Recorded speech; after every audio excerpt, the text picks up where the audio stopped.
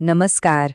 આજે આપણે એક એવા વિષય પર વાત કરવાના છીએ જે આપણી આસપાસ બધે જ છે, પણ ઘણીવાર આપણને દેખાતો નથી. હા, આપણે ગણિતની વાત કરી રહ્યા છીએ, પણ એ ફક્ત આંકડા અને સમીકરણો નથી. એ તો આપણી દુનિયાને ચલાવતો એક છુપાયેલો કોડ છે. યાદ છે સ્કૂલના દિવસો? અને પેલો એક સવાલ જે આપણા બધાના મનમાં આવતો, આ બધું ગણિત જીવનમાં ક્યારે કામ લાગશે? ખરું ને? સારું, તો ચાલો આજે એનો જવાબ શોધીએ. અને સાચું કહું તો જવાબ જાણીને કદાચ થોડી નવાઈ લાગી શકે છે. તો ગણિત ક્યાં છે? ચાલો શરૂઆત કરીએ સૌથી જાણીતી જગ્યાથી, એટલે કે વિજ્ઞાન. એમ કહી શકાય કે જો વિજ્ઞાન આખા બ્રહ્માંડને સમજવાની કોશિશ છે, તો ગણિત એ ભાષા છે જેમાં બ્રહ્માંડના બધા નિયમો લખાયેલા છે. અને આનું સૌથી મોટું ઉદાહરણ છે ભૌતિકશાસ્ત્ર. જેમ કે કોઈ વસ્તુને કેટલી ઝડપથી ધક્કો મારવો જેથી તે આગળ વધે, આ બધું જ એકદમ સરળ ગણિતના સૂત્રોમાં બંધાયેલું છે. આ નાના નાના સમીકરણો વગર આપણી આજુબાજુની દુનિયા કેવી રીતે કામ કરે છે એ સમજવું લગભગ અશક્ય છે. પણ વાત ખાલી ભૌતિકશાસ્ત્ર પર અટકતી નથી હો. જરા વિચારો, રસાયણશાસ્ત્રમાં પેલા સમીકરણો બેલેન્સ કરવાના હોય, કે પછી જીવવિજ્ઞાનમાં કોઈ વસ્તીનો અભ્યાસ કરવાનો હોય, કઈ વસ્તુ કેટલી ઝડપથી વધી રહી છે એના ગ્રાફ બનાવવાના હોય, કે પછી આનુવંશિકતાની સંભાવનાઓ સમજવી હોય, આ બધાની પાછળ શું છે? ગણિત જ તો છે.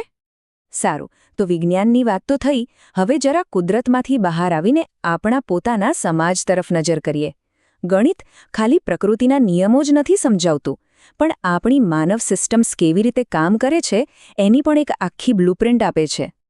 જેમ કે સમાજ વિજ્ઞાનને લઈ લો. એ મોટે ભાગે આંકડાઓ પર જ ચાલે છે. આપણે ત્યાં વસ્તી ગણતરી થાય છે, બરાબર? એ ડેટાથી જ તો ખબર પડે છે કે સમાજમાં શું ચાલી રહ્યું છે, કયા ફેરફારો આવી રહ્યા છે, અને એના આધારે જ તો ભવિષ્ય માટે યોજનાઓ બને છે. આ બધું જ છેવટે તો છે શુદ્ધ ગણિત. હવે આ જુઓ, ખાલી એક આંકડો છે, 8%. આ શું હોઈ શકે? કદાચ બેંકનો વ્યાજદર હોય, કે પછી પગારમાં થયેલો વધારો, અથવા કોઈ બજેટનો નાનકડો હિસ્સો. આપણું આખું અર્થતંત્ર, આપણી આખી ઇકોનોમી આવા જ ગુણોત્તર, ટકાવારી અને ગણતરીઓ પર ટકેલી છે. અને આ જ આંકડા આપણા રોજે રોજના આર્થિક નિર્ણયો પર અસર કરે છે. ઓકે, અત્યાર સુધી આપણે વિજ્ઞાન અને અર્થતંત્ર જેવી ગંભીર વાતો કરી. આ બધા ગણિતના પ્રેક્ટિકલ ઉપયોગો છે. પણ શું ગણિત ક્રિએટિવ હોઈ શકે? શું એમાં કળા જેવું કંઈ હોઈ શકે? ચાલો હવે થોડા આશ્ચર્યજનક અને રચનાત્મક પાસા ઉપર નજર કરીએ, જ્યાં ગણિત એક સિક્રેટ કોડની જેમ કામ કરે છે. સંગીત સાંભળવું તો બધાને ગમે છે, ખરું ને? પણ ક્યારે એવું વિચાર્યું છે કે સંગીતમાં જે તાલ અને લય હોય છે એ બીજું કંઈ નહીં પણ ગણિતની જ પેટર્ન અને સિમેટ્રી છે? હા, સંગીતનું આખું માળખું, એની બધી ગણતરીઓ, બધું જ ગાણિતિક તર્ક પર આધારિત છે. અને આ જ વાત સાબિત કરે છે કે ગણિતનું લોજિકલ માળખું કલાત્મકતાને કેવી રીતે પ્રેરણા આપે છે. કોઈપણ કલાકૃતિમાં જે આકારો હોય છે, જે પ્રમાણમાપ હોય છે, એ બધી ભૂમિતિ જ તો છે. આ બતાવે છે કે તર્ક અને કળા એ ખરેખર એકબીજાથી જુદા નથી. અને હવે વાત કરીએ ટેકનોલોજીની.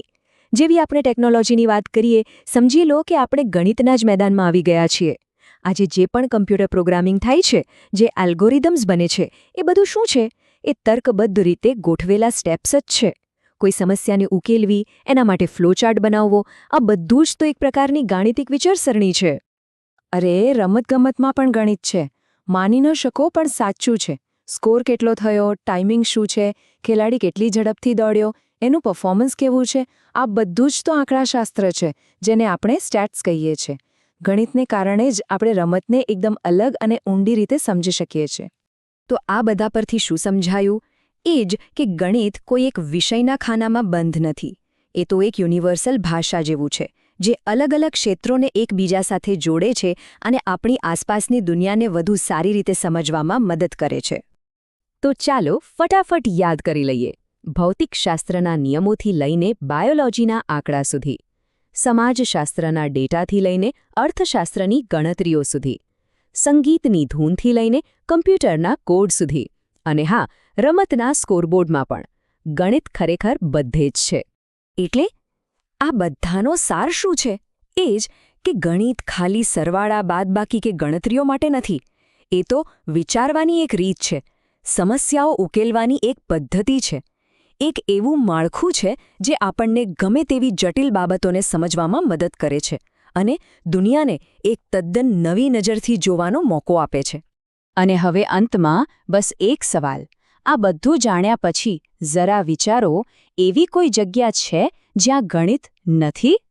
કદાચ સાચો જવાબ એ જ છે કે એવી કોઈ જગ્યા છે જ નહીં.